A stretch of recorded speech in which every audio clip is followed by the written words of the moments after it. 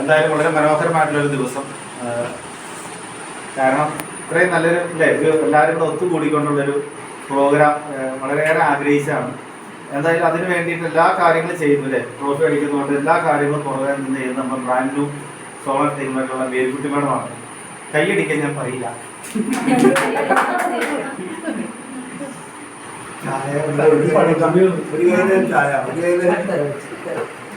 അപ്പൊ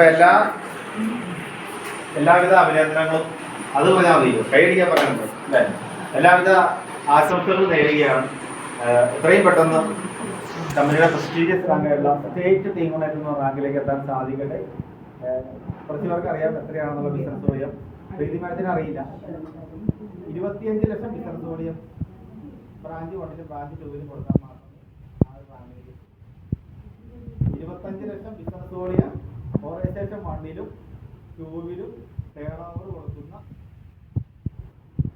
ആ ഒരു സമയത്താണ് ആ ഒരു റാങ്കിലേക്ക് എത്തുന്നത്. അത് ഞാൻ പറഞ്ഞുതരാം കേട്ടോ. കൺഫ്യൂഷൻ വന്നാലാണ്. അതായത് മൈലക്ഷൻ മാർക്കറ്റിംഗ് ഗ്ലോബൽ പ്രൈവറ്റ് എന്ന് പറയുന്ന ഈ ഒരു വലിയൊരു പ്രസ്ഥാനത്തിലേക്ക് ഇന്ന് വന്നിട്ട് 6 വർഷം കഴിഞ്ഞു.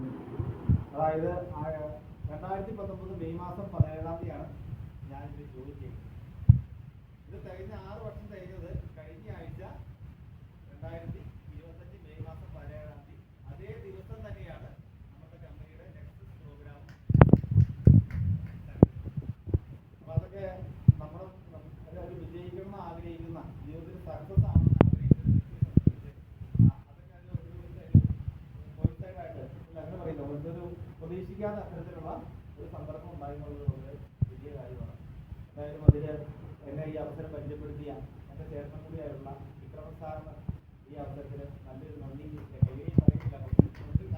അദ്ദേഹത്തിനോട് രേഖപ്പെടുത്തുകയാണ്. കാരണം എന്തായാലും ഇതൊന്നും അറിഞ്ഞുകൊണ്ടല്ല, എത്ര വലിയൊരു ഒരു കമ്പനിയാണെന്നോ ഒന്നും അറിഞ്ഞുകൊണ്ടല്ല ഞാൻ അതിലേക്ക് വന്നത്. അന്ന് എല്ലാവരെ പോലെ നെഗറ്റീവ് എനിക്കുണ്ടായിരുന്നു.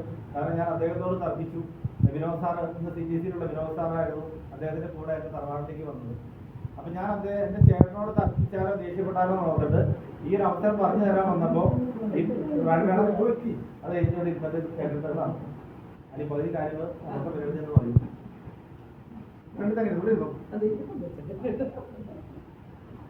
അപ്പൊ ഈ അദ്ദേഹത്തോട് തർക്കിക്കുകയും ചെയ്തത് ഞാൻ.